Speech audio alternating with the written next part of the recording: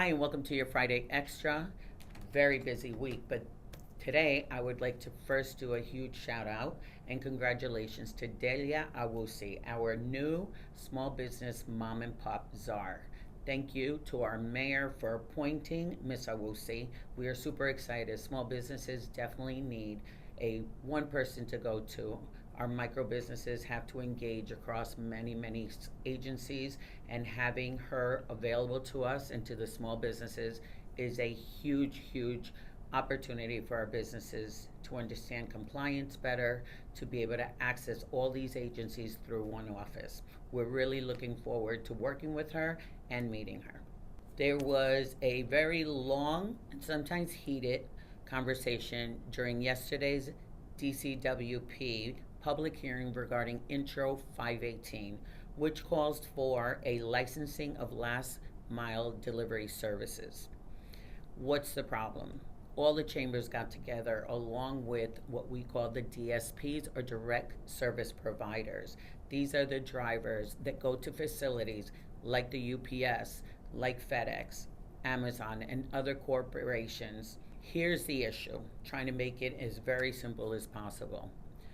Providing for a last mile licensing would give the opportunity for the city to really monitor at a much closer rate to these facilities and force employees who now do DSP work to be hired by the companies they are delivering for. For instance, if they are delivering for Amazon, these individuals would lose their jobs and then have to be hired by one of these companies, in this case, Amazon. Why is that a problem, and why are the five chambers in opposition? It's not about safety. We understand that safety calls are very important to our residents, to our drivers, to the companies they serve.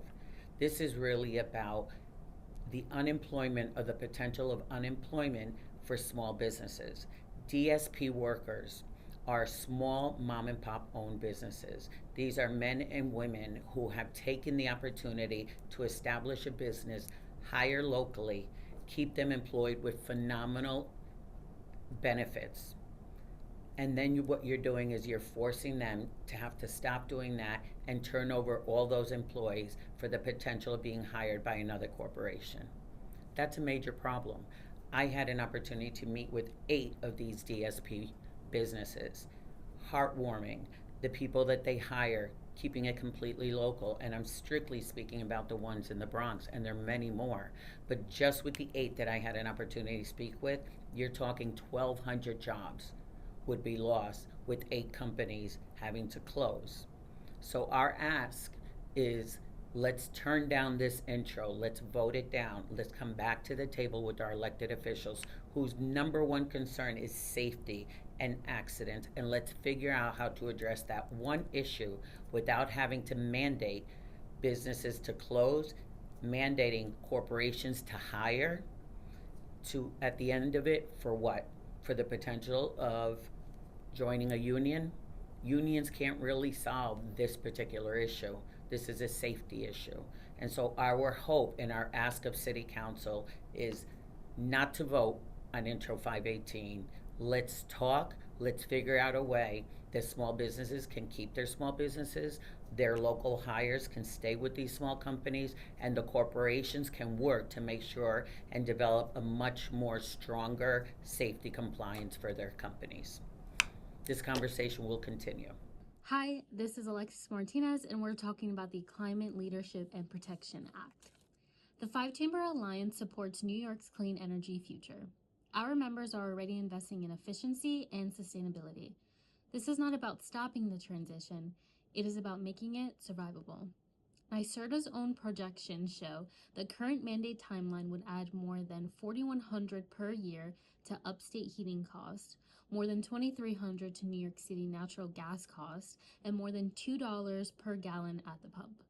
For a business already operating on thin margins, those are not line items. They are existential threats. Governor Hochul is right.